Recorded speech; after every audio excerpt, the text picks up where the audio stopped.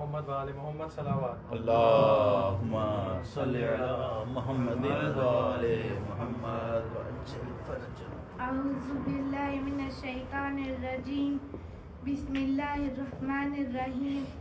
عن جابر بن عبد الله الأنصاري عن فاطمة الزهراء عليه السلام بنت رسول الله صلى الله عليه وآله قال سمعت فاطمة عنها قالت دخل علي أبي رسول الله في بعض الأيام فقال السلام عليك يا فاطمة فقلت عليك السلام قال إني أجد في بدني ضعفا فقلت له أعيذك بالله يا أباته من الضعف فقال يا فاطمة ائتيني بالكساء اليماني فغطيني به فأتيته بالكساء اليماني فغطيته به وصرت أنظر إليه وإذا وجهه يتلأ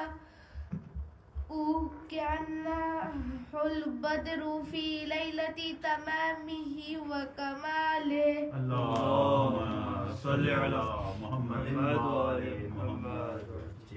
فما كانت إلا ساعة وإذا بولدي الحسن قد أقبل وقال السلام عليك يا أمه فقلت عليك السلام يا قرة عيني وثمرة فؤادي فقال يا أمه إني أشم عندك رائحة طيبة كأنها رائحة جد رسول الله فقلت نعم إن جدك تحت الكساء فأقبل الحسن نحو الكساء وقال السلام عليك يا جداه يا رسول الله أتأذن لي أن أدخل معك تحت الكساء فقال وعليك السلام يا ولدي ويا صاحب حوضي قد أذنت لك فدخل معه تحت الكساء. اللهم صل على محمد وآل محمد. فما كانت إلا ساعة وإذا بولدي الحسين قد أقبل وقال السلام عليك يا أمه فقلت عليك السلام يا ولدي ويا قرة عيني وثمرة فؤادي فقال لي يا أمه إني أشم عندك رائحة طيبة كأنها رائحة جد رسول الله صلى الله عليه وآله فقلت نعم إن جدك تحت الكساء جدك وخاك تحت الكساء فدنا الحسين نحو الكساء وقال السلام عليك يا جداه السلام عليك يا من اختاره الله أتأذن لي أن أكون معكما تحت الكساء فقال وعليك السلام يا ولدي ويا شافع أمتي قد أذنت لك فدخل معهما تحت الكساء. اللهم صل على محمد وآل محمد.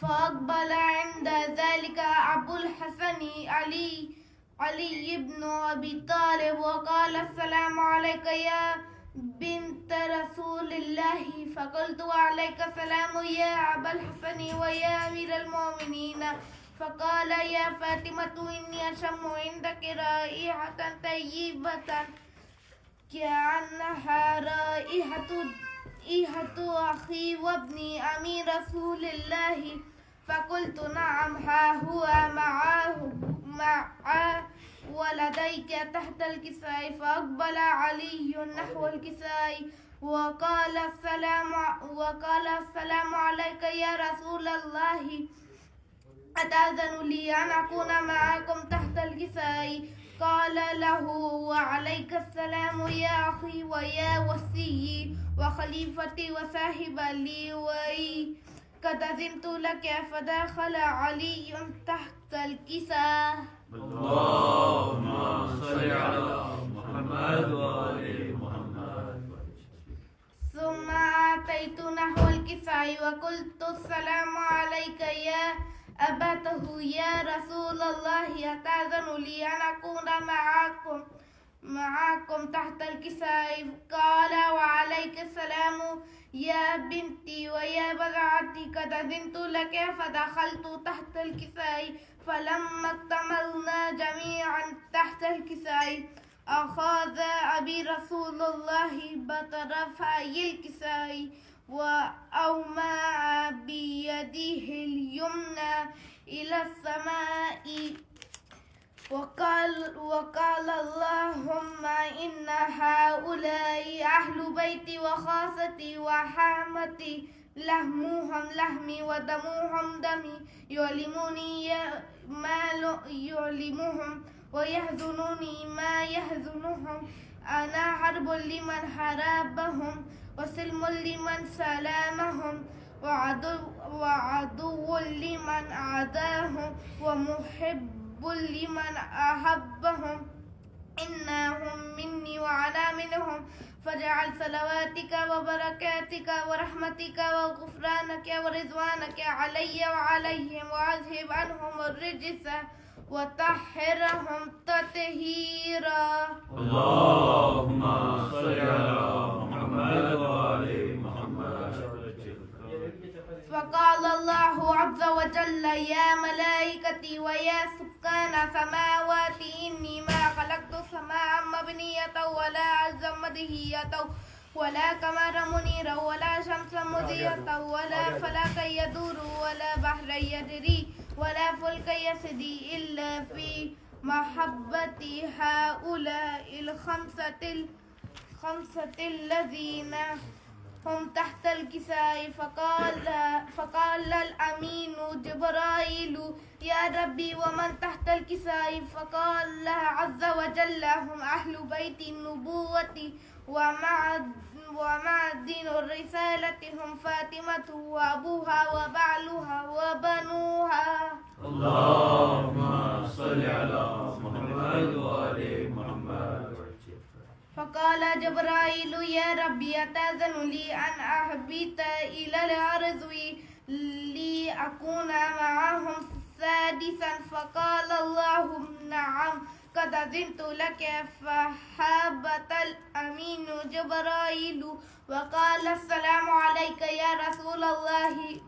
العلي أعلى يقرئك السلام ويخصك بالتحية والإكرام ويقول لك وعزتي وجلالي إني ما خلقت سماء مبنية ولا أرض مدهية ولا قمرا منيرا ولا شمسا مضيئة ولا فلكا يدور ولا بحرا يجري ولا فلكا يسري إلا لأجلكم ومحبتكم، وقد أذن لي أن أدخل معكم فهل تأذن لي يا رسول الله؟ فقال رسول الله وعليك السلام يا أمين وحي الله إنه نعم قد أذنت لك. فدخل جبرائيل معنا تحت الكساء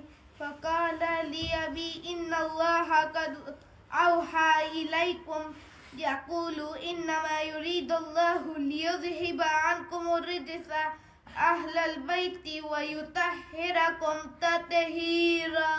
اللهم صل على محمد وآل محمد. فقال علي لأبي يا رسول الله أخبرني ما لجلوسنا هذا تحت الكساء من الفضل عند الله. فقال النبي والذين بعثاني بالحق نبيا واصطفاني بالرسالة نجيا ما ذكر خبرنا هذا في محفل من محافل أهل الأرض وفيه جمع من شيعتنا ومحبينا إلا ونزلت عليهم الرحمة وحفت بهم الملائكة واستغفرت لهم إلى أن يتفرقوا. فقال علي إذا والله فذنا وفذا شيعتنا ورب الكعبة فقال النبي الثاني يا علي والذي بعثني بالحق نبيا واصطفاني بالرسالة نجيا ما ذكر خبرنا هذا في محفل من محافل أهل الأرض وفيه جمع من شيعتنا ومحبين وفيهم مهموم إلا وفرج الله همه ولا مغموم إلا وكشف الله غمه ولا طالب حاجة إلا وقضى الله حاجته. فقال علي إذ والله فدنا وسودنا وكذلك شيعتنا فذو وسعيدوا في الدنيا والآخرة ورب الكعبة. اللهم صل على محمد وآل محمد. اللهم صل على محمد وآل محمद. खा गए शाम के जिंदा में अंधेरे बाबा, खा गए शाम के जिंदा में अंधेरे बाबा।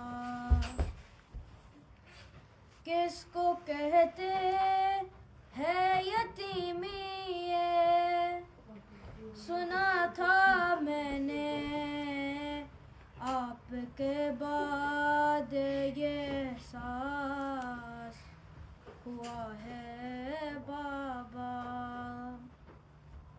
खा गए शाम के जिंदा में अंधेरे बाबा। आपके बाद यतीमी की सजा पाई है। इतनी तन्हा हूँ कि साया है न परछाई है। रात रो रो के गुजरती है तो दिन मातम में कैद खाने में यूं ही सार कटा है बाबा। खा गए शाम के जिंदा में अंधेरे बाबा। जिंदगी मेरी दुखों से है इबारत बाबा। कैसी किस्मत ने दिखाई है मुसीबत बाबा। मैं जो रोती हूँ तो लगते हैं तमाचे बाबा।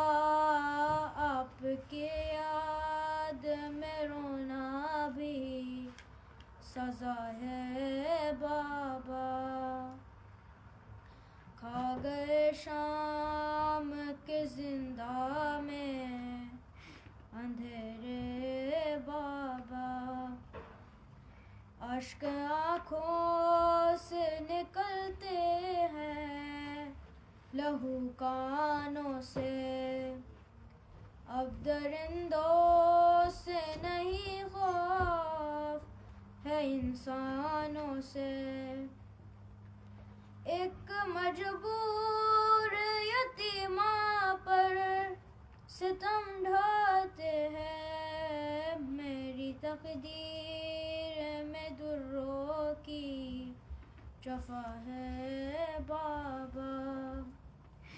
खा गए शाम के जिंदा में अंधेरे बाबा।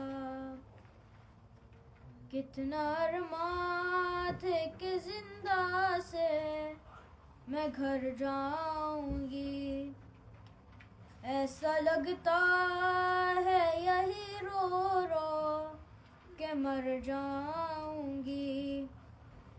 ये सितमगार सकीना को कफन क्या देंगे, कफन आपके लाशे को मिला है बाबा खा गए शाम के जिंदान से अंधेरे बाबा खा गए शाम के जिंदा में अंधेरे बाबा और मोहम्मद वाले मोहम्मद अल्लाहुम्मा सल्ली अला मुहम्मद व आले मुहम्मद। सलाम पढ़ना है किसी ने और सलाम पढ़ेगा कोई?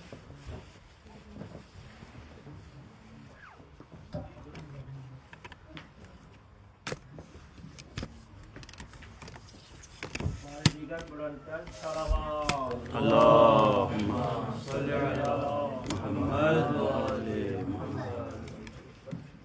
सूरह फातिहा।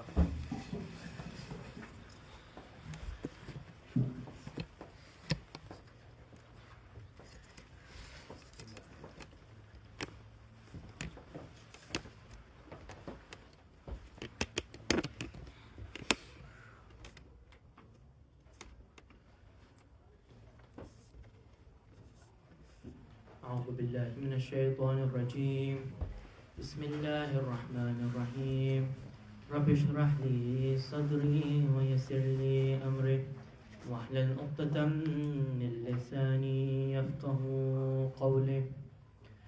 بسم الله الرحمن الرحيم. الحمد لله رب العالمين والصلاة والسلام على سيدنا وعزيمنا وحبيب قلوبنا وشفيع نفوسنا بالقاسم محمد. اللهم صل على محمد وآل محمد وعلى أهل-e-Bait الطيبين والطاهرين والمعصومين والمظلومين. الحمد لله الذي جعلنا من المتمسكين بولاية سيدي ومولاي علي بن أبي طالب. اللهم صل على محمد وآل محمد. Let us all recite Dua Imam Zaman together. Bismillahirrahmanirrahim. Allahumma kulli waliyika al-Hujjat ibn al-Hasan salawatuka alayhi wa ala abaihi fi hadhihi الساعة وفي كل ساعة وليا وحافظا وقائدا وناصرا ودليلا وعينا حتى تسكنه أرزك طوعا وتمتعه فيها طويلا. اللهم صل على محمد وآل محمد. Assalamu alaikum wa rahmatullahi wa barakatuh. وعليكم السلام.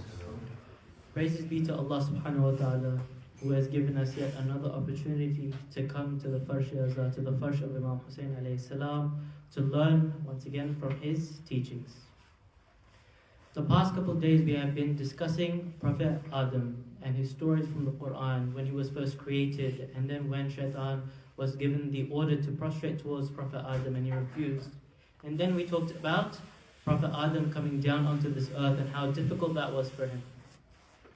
Now inshallah today we'll be moving on from Prophet Adam and we'll be discussing a little bit about the life of Prophet Nuh alayhi salam. Prophet Nuh, he was, as all of humanity is, a descendant of Prophet Adam. Prophet Adam had a son who was Prophet Sheep. Then there was Prophet Idris, and from his progeny, from his descendants, was Prophet Nuh. Now Prophet Nuh, he had a very, very long lifetime. He lived for 2,500 years. And so he lived for a very, very long time. And in the Quran, he is mentioned 43 times. There are 29 surahs in the Quran where Prophet Nuh is mentioned. And so as we said in the very first lecture, that these stories of the prophets, the stories of all of the people in the Quran, They are meant not as entertainment, but for us to learn from, for us to take lessons from. And so we see that there is a prophet who has been mentioned so many times in the Quran. There must be something special about him. There must be something that we can take from him, from his life, from the stories of his people. And so inshallah we will try to do that and learn at least a little bit from the stories of Prophet Nuh. Now Prophet Nuh, he was one of the highly ranked Anbiya, highly ranked prophets, and they were called the Ulul Azm. And he was the very first Ulul Azm prophet. The other Ulul Azm prophets are Prophet Ibrahim, Prophet Musa, Prophet Isa, and our beloved Prophet Muhammad sallallahu alayhi wa sallam. Allahumma salli ala Muhammad wa ali Muhammad. And so Prophet Nuh, he preached to his community, his people, for 950 years. And how long is that? Nowadays, the average person, they only live, 70, 80, maybe if someone is lucky, they'll get to 90 or 100 years. But now Prophet Nuh, he is just preaching for 950 years. He tries to convey the message of Allah subhanahu wa ta'ala. He tries to tell his people. And these people, the people of Prophet Nuh, they were idol worshippers, or they would worship the sun, they would worship the moon, they would have many gods, and they wouldn't believe in one Allah subhanahu wa ta'ala, in one God. And so Prophet Nuh, he would try and try and try, and these people, they wouldn't listen. They would cover their ears, they would cover their eyes, and they refused to listen to Prophet Nuh. If we think about ourselves, right, if we want someone to do something, if we have a younger sibling, for example, or some of us here are older as well, that we've taught in madrasa as well, that you have someone, you're trying to teach them something, or you're trying to tell them something, you tell them 3-4 times, maybe 5 times. After that, you kind of give up. You're like, you know what? It's okay. If he's going to listen, he's going to listen. If he's not going to listen, then I can't do anything anymore. Right? We run out of patience, and we give up so quickly. Prophet Noah, he didn't have this. Why? Because he had that conviction, he had that belief, and he really loved his community. He really felt for his people. In fact, even his name, Nuh, it is not actually his real name. It is a title. And it's because he used to cry for his people. He used to cry that they are still sinning, they won't take my message. And it comes from a similar word for crying or for weeping. And so Prophet Nuh, he would actually cry for his people. He would try to convey that message, and they would not listen to him. And so we see even for us, we see that we do not follow the orders of Allah subhanahu wa ta'ala when we are told as well. We get embarrassed. We see Prophet Nuh, he did not get embarrassed. He taught even when no one was listening. For example, he started building an ark out of nowhere. There was no water, there was no ocean. Right? How embarrassing would it have seemed for us? Because we don't have that same conviction. He built it because Allah subhanahu wa ta'ala told him to. Whereas when it comes to us, we have specific Islamic clothing, or we have specific Islamic acts, or we have to pray, for example, on time. We may have to pray in public sometimes. We may have to pray in front of non-Muslims. And we get embarrassed about our religion, that we don't want to practice, because these non-Muslims in Australia, they're going to see us. So Prophet Nuh, we look back, and in front of all of those people who ridiculed him, who laughed at him, was he afraid of showing people that this is what Allah subhanahu wa ta'ala has ordered me to do? Was he afraid of obeying Allah subhanahu wa ta'ala's commands? No, he would follow them no matter what they were. Please recite a salawat. Allahumma salli ala Muhammad wa ali Muhammad. And when we think about these rules that Allah subhanahu wa ta'ala has given us to follow, we see that none of these are for Allah subhanahu wa ta'ala. They're all for our own benefit. Everything that we do, it is for our own benefit, because what can we do that will help Allah subhanahu wa ta'ala? Is Allah not already the most powerful? Is He already not the creator of everything? Does He not have power over everything? So does He need us to pray for Him? No. Does He need any of our worship? No. So why do we worship Him? Because He's telling us to worship Him for our own benefit. And so Prophet Nuh alayhi salam, he knew this. He knew that his mission was tawheed, to preach that Allah subhanahu wa ta'ala is one, to tell everyone about God, and he would stay committed to this cause, and he would keep teaching because he believed that this was going to be good for him in the end. Now when Prophet Noah, he went to try to teach to the people, they had 3 excuses. Now when we listen to these excuses, I want us to pay attention. Why? Because we should look at these excuses and think that, are we making any of these same excuses in our lives? Or are we doing something similar? Now this first excuse that the people of Prophet Noah had was they said that you are an ordinary human like us. You know, you're not an angel, you're not some divine creature. If you're a normal human being like us, then why would we listen to you? Right? And this is actually something that we know that is just an excuse, because people always have a problem either way. If an angel, if a divine being comes and tells them the message, then they say that you're a divine person, you're an angel, how can we be like this person? Or if a normal human being comes, then they say that you're not a divine person or you're not an angel, so why would we listen to you? And so this was their first excuse. The second excuse was that the rich people said that all of your followers, they're only poor people. They're the people who are easily influenced. They're the people who you have fooled, who you have tricked.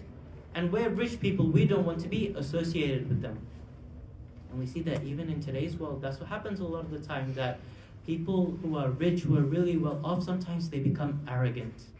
They start to think that they are better than other people. If we look at a story from the time of our Prophet Muhammad sallallahu alayhi wa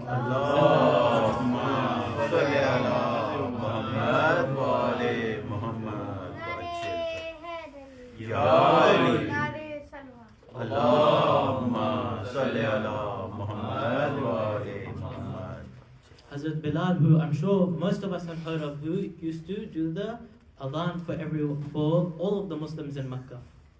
Right, he was the one who did the adhan from the Kaaba. And the Arabs at the time, they had a problem with this. Why? Because they were arrogant. They said that this is a dark-skinned slave person who is now giving the azan. Right? They had a problem. They were arrogant that he's not like us. He can't even pronounce the sheen in Ashhadu an la ilaha illallah. So how can he be the one giving the azan? Get one of us to do it. We can pronounce it properly. We look like, each other. We're not a descendant, or we weren't a former slave. And so one of us should do it. But Prophet Muhammad, he used to tell them, no. The scene of Bilal is the sheen in the eyes of Allah subhanahu wa ta'ala. And he used to say that Bilal is the most deserving to give the azan. And so Bilal used to continue. And a lot of the Arabs, they still didn't like this. Why? Because of this arrogance. And this has continued. See, we look all the way back to the time of Prophet Noah. Those people were also arrogant. Then what was their third excuse? That why do we not want to follow your religion? Why do we not want to accept this message? They said that what will be our benefit? What will we gain? What will happen if we actually follow? Will we actually gain anything? What benefits are you going to offer? What rewards are you going to offer?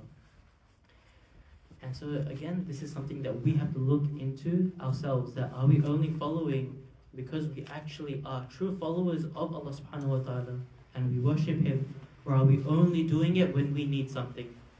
Do we not pray for days and then suddenly we have a dua and then only we start praying? Or do we forget about Allah subhanahu wa ta'ala? We don't ever read the Quran, for example, until we decide, today I want something, today I need something, and now I have to remember Allah subhanahu wa ta'ala.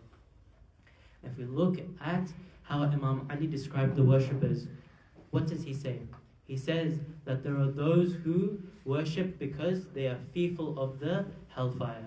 Then there are those who worship because they are looking for Jannah, for a reward, like a businessman. Just like these people, they wanted something in return. They wanted to negotiate with Allah subhanahu wa ta'ala. And then there is the third type of worshipper, which is like our Imams, like our Prophet, like Imam Ali alayhi salam himself, where he says that I do worship of Allah subhanahu wa ta'ala because He is worthy of being worshipped. And so now they come with these three excuses to Prophet Noah. And Prophet Noah, he gives a reply. He tells them, no, I'm not an angel, but I have divine knowledge. I've come, I've shown you proof. He would come every single day, he would try to show them proof, he would try to explain to them why he has the correct message, why Allah subhanahu wa ta'ala is one. He would show them miracles. And when he would show them miracles, those rich people, they would laugh. They would laugh at the poor people because it was mostly the poor people who had accepted the religion. And so they would laugh. They would say that you are very gullible. You've accepted the religion, you've accepted his words because you're gullible, you don't know any better. And then Prophet Nuh told them that it is in fact you who is actually blind. These people are not gullible, they have accepted the truth. He said that this is actually the equivalent, this is the same as a blind person laughing at someone who has sight. Right? This is how Prophet Nuh described them. These were ignorant people, they were arrogant people. And then for the third point of negotiating with Allah subhanahu wa ta'ala, Prophet Nuh told them that is there anything greater than the mercy of my Lord, than the mercy of Allah subhanahu wa ta'ala. Please recite a salawat. Allahumma salli ala Muhammad wa ali Muhammad. And so even in our own worship, we have to consider how important the mercy of Allah subhanahu wa ta'ala is. When we see that Prophet Nuh is telling them that the reward for accepting the message, for your worship is going to be the mercy of Allah subhanahu wa ta'ala, how important is it? It is so important because if we look at the du'as that Imam Ali has taught us, for example, what does he say? He says that do not judge me with your justice. Do not judge me with equality. He says judge me with your mercy. Because if Allah subhanahu wa ta'ala was to judge us with equality, with justice, then how many sins have we committed? How many times have we overlooked something? How many times have we tripped up or made a mistake in following Allah subhanahu wa ta'ala? Right? And so we ask Allah subhanahu wa ta'ala that judge us with your mercy. Have rahmah on us. Show us your blessings so that we have an easier time. And so now in the Quran, Allah subhanahu wa ta'ala, He goes on and He tells us how Prophet Nuh went and gave that message. He didn't ask for anything. This is what Allah subhanahu wa ta'ala says. He makes clear. The Prophet Nuh alayhi salam, he did not ask for anything. He would tell the people, I'm not asking for money, I'm not asking for food, I'm not asking for anything in return. Right? Because sometimes if you have sometimes when you're walking down the street and someone is offering you something, you think, who knows what this person is going to say. You'll take it and then suddenly they're going to say, now you have to pay this much money for it. Or this was your free sample and now you have to pay for a subscription every month, we're going to take your money. Right? And so you don't trust these people. You think they're trying to get something out of me. And so Prophet Noah, he would tell them, I'm not trying to get anything. I'm not going for your money. I'm not asking for your food. And we see that this was with all of our prophets. They would never ask for anything. They had one mission, that they would continue to propagate. They would continue to teach the message, and they would say that I want nothing in return. Even our own Prophet Muhammad sallallahu alayhi wa Allahumma salli ala Muhammad wa ali Muhammad. He did not ask for anything. When people came and they told him that you have done so much for us, you have done so much for our community, how can we repay you? He would never have an answer until Jibreel came. And he revealed to the Prophet that when people ask you, say to them, O Prophet, that in exchange for what you have taught them, tell them that what you want is the love for your family, love for the Ahl-e-Bait. And that is when the ayat was revealed that قُلْ لَا أَسْأَلُكُمْ عَلَيْهِ أَجْرًا إِلَّا الْمَوَدَّةَ فِي الْقُرْبَى. Now I do not want anything, no ajr, except the love of my Ahl-e-Bait. I ask for no wage. And we see in the Quran that the word ajr, in Arabic, it's used for some sort of transaction.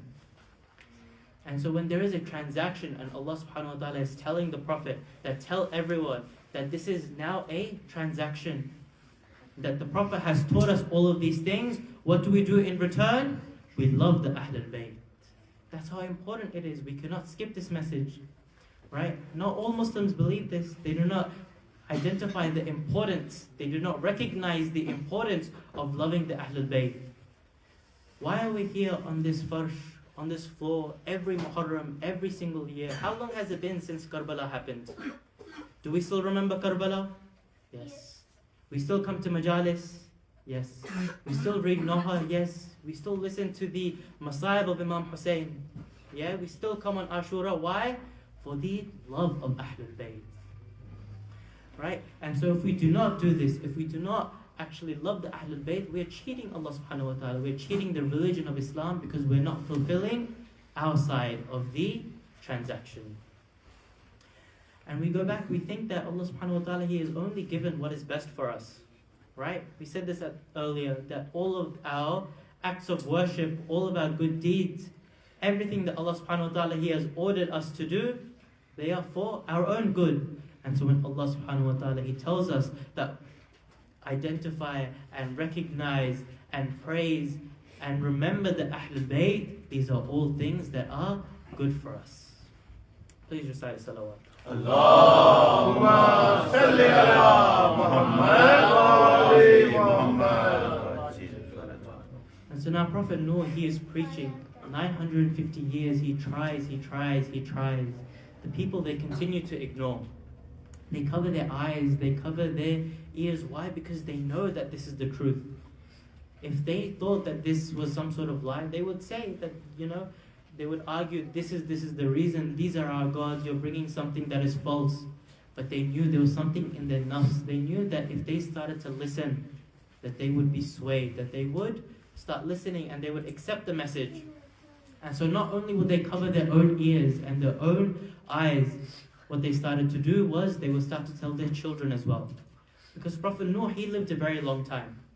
But the people of Noor, their lifespan, their average lifespan was about 300 years.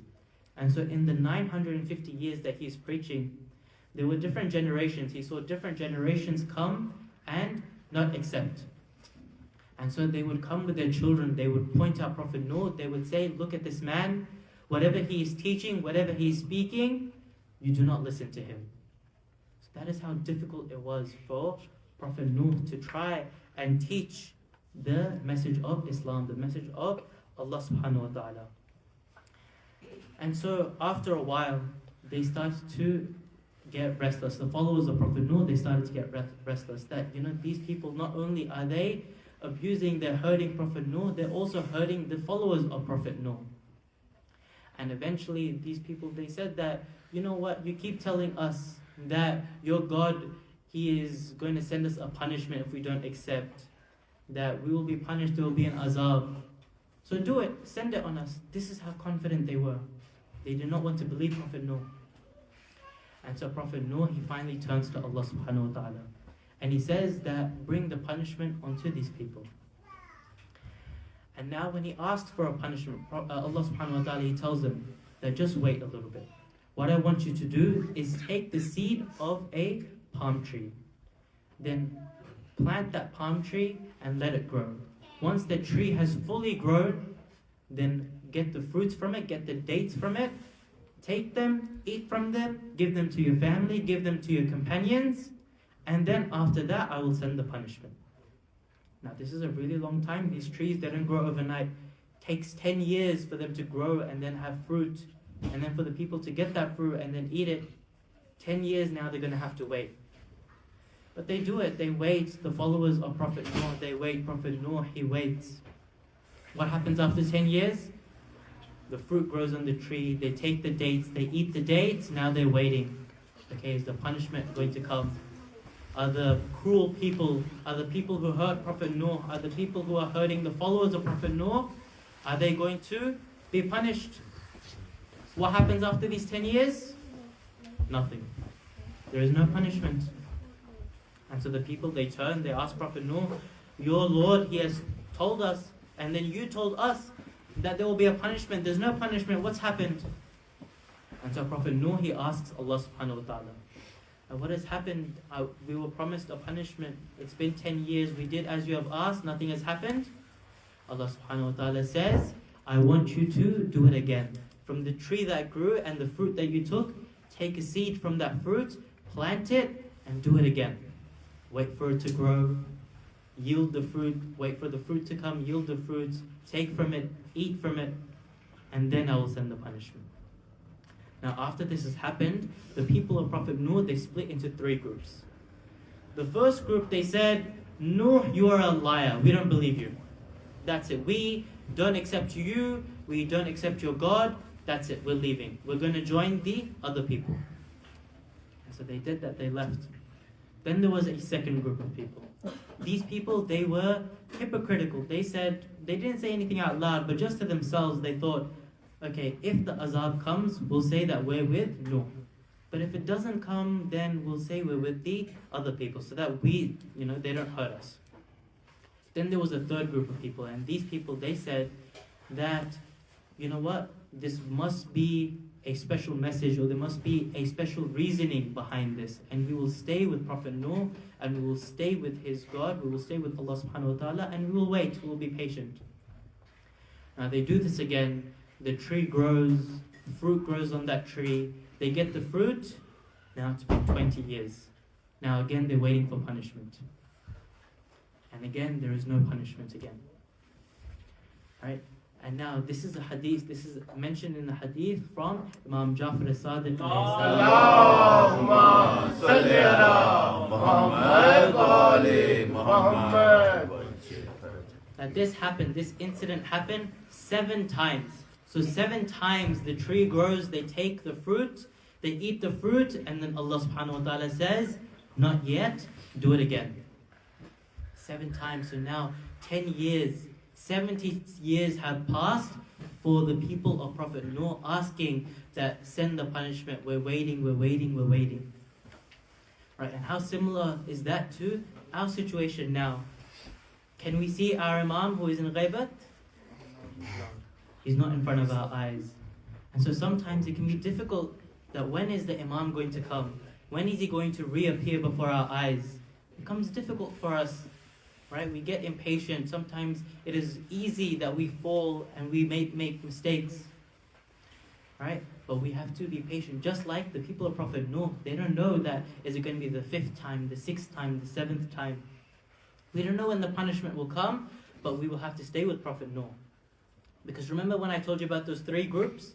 That second group, now all of them are gone. Why? Because after the 3rd time, more of them left. The 4th time, more of them left. 5th time, more of them left. Because they were hypocrites. They thought that we're only going to stay if there's a punishment. But then they saw that there's no punishment coming. And so they left Prophet Nuh.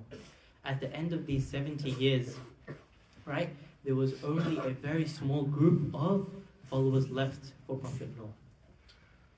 So after 950 years of preaching, and then of that, these were the 70 years where they were just asking, they were praying for a punishment on those other people, on the oppressors. Now only 70 people are left following Prophet Nuh. How long has he taught the message? Right? And only this many followers. And so we must think about it ourselves as well, that yes, there is only a minority of us. That yes, there is not that many people in this world. There are more people who are not following Islam. There are more people who are not waiting for the arrival of Imam Mahdi. But it is so important for us to keep our belief strong, that we keep waiting, that we have patience, just like the followers of Prophet Nuh.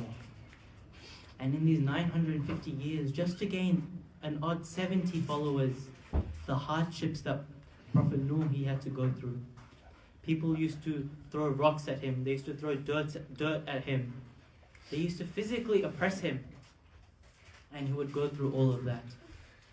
And so now when we think that how badly Prophet Nuh was oppressed, that he was physically oppressed, we remember that there was our Imams as well who were so badly physically oppressed.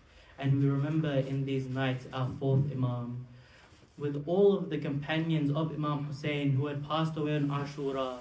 Yes, they had suffered until the day of Ashura, but after that, they had peace. They went and their thirst was quenched at the pool of Kawthar. They no longer had to face any oppression. But our 4th Imam, Imam Zain al-Abidin, he had to go. He was the Imam of his time now. He had to go from Karbala to Kufa, from Kufa to Sham. And not only that, he had to go with his hands and feet chained. He had to go with a metal chain around his neck, and he used to be tied to the back of a camel with no protection. This is how Imam Sajjad was treated. He would be taken from city to city like a prisoner with no dignity, with nothing, no honor. People used to tell Imam Sajjad that when you came to the darbar, to the court of Kufa, you came with your shoulders slumped, you looked tired, you looked like you didn't have any energy. But when Muslim ibn Aqil, he came into Kufa, he looked like he was strong, he looked like he had pride. You do not look the same as Muslim ibn Aqil. Imam Sajjad, he says that how could I have looked the same? When Muslim ibn Aqil, he came to the court in Kufa, there was no family with him. He came alone. But when I came to the court in Kufa, my mothers and sisters, my aunties, the children of my father, they were there with me. They were taken there in chains. They were taken there in ropes. They had no hijab with them. How could I have lifted my head in those times? Imam Sajjad, he goes to the court of Yazid. When he enters the court of Yazid, this is the scene that he sees. He looks upon, there is the oppressor who has ordered the murder of his father, the person who has killed Imam Hussein. He is sitting upon a high chair, and he is not just sitting there, he has the head of Imam Hussein in front of him, and he has a stick in his hand, and he uses that stick to play with the head of Imam Hussein. There was someone else in that room who wasn't even related, but he stands up and he sees that I can no longer bear this. This is the same head that the Prophet used to kiss and pay his respects to, that you are now poking with a stick. Inna lillahi wa inna ilayhi raji'un. وذنبك زائد تسليما ما تنفسه.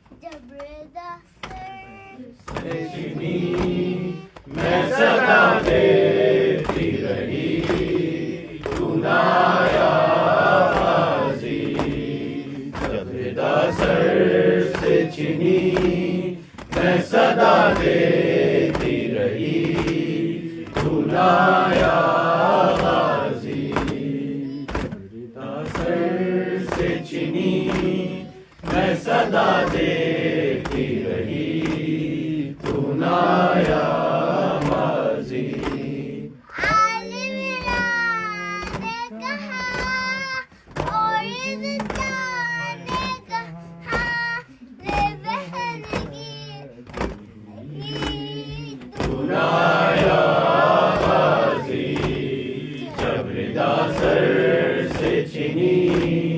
मैं सदा देती रही तू नाया गाजी हमको पानी ना मिले तेरी खुशबू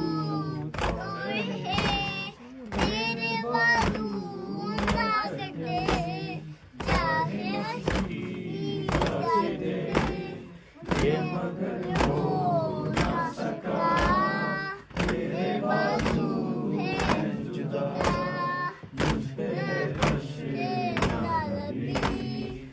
नाया गाजी जब रिदा सर से छिनी मैं सदा देती रही तू नाया गाजी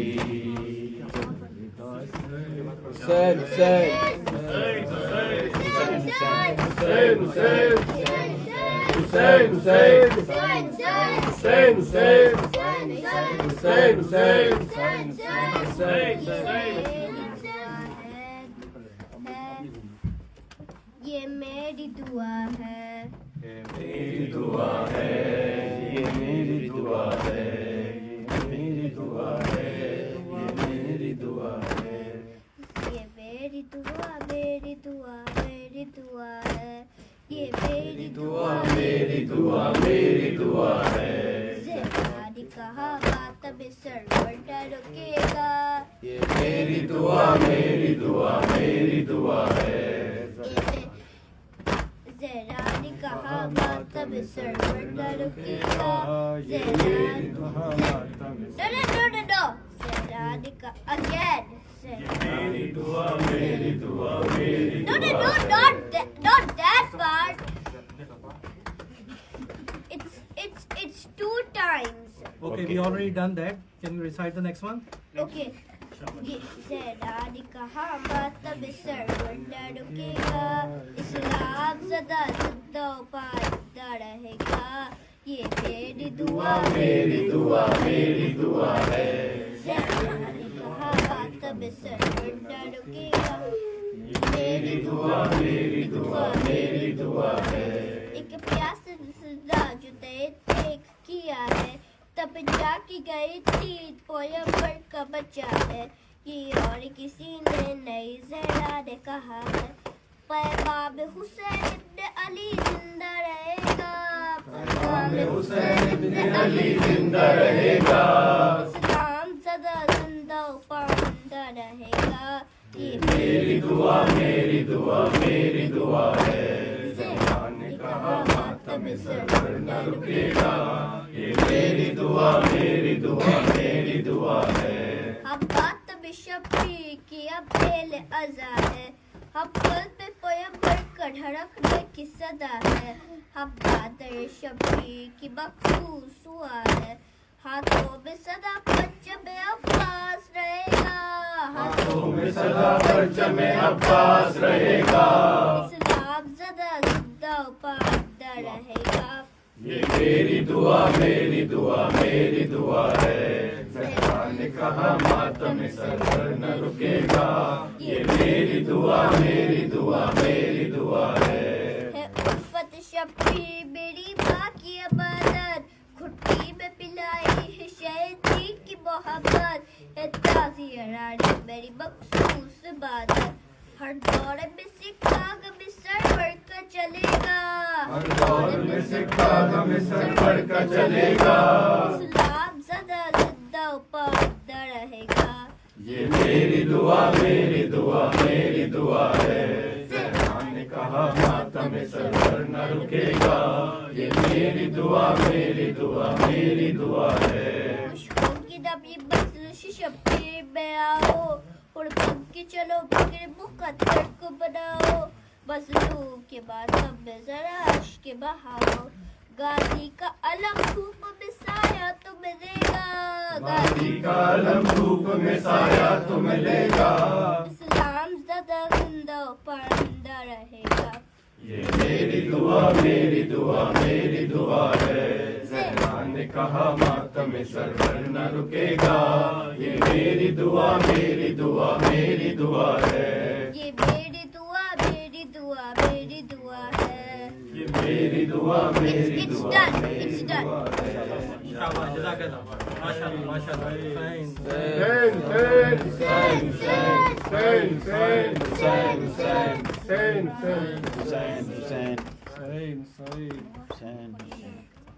जब मुझे आप के कातिल ने है मारा बाबा जब मुझे आपके कातिल ने है मारा बाबा हाथ तमाचे फिर सकीना ने हाथ तमाचे फिर सकीना ने पुकारा बाबा जब मुझे आपके कातिल ने है मारा बाबा जब मुझे आपके कातिल ने है मारा बाबा मुझे बालों से पकड़ कर तमाचे मारे मुझे बालों से पकड़ कर है तमाचे मारे मैंने सरसिम में मांगा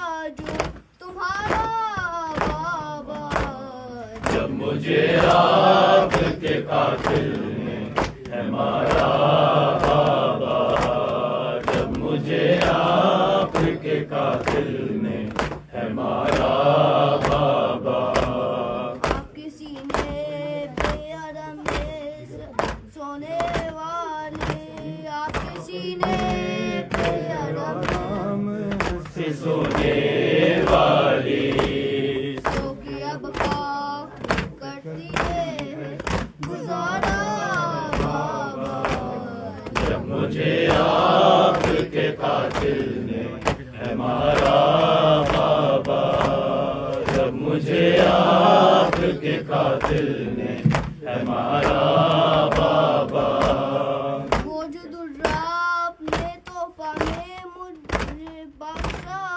दिए वो जो दुर्रात ने तोहफे में मुझे बख्शे थे उसको बेदर्द से जालिम ने उतारा बाबा जब मुझे आपके कातिल ने है मारा बाबा जब मुझे आपके कातिल ने है मारा बाबा मौकिने से पे उसे देखूं कैसे मुकने जाके उसे देखूं तो देखूं कैसे मेरे असगर था मुझे जान से भी पारा बाबा जब मुझे आपके कातिल ने है मारा बाबा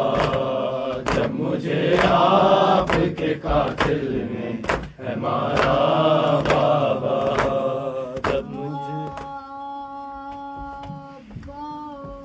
या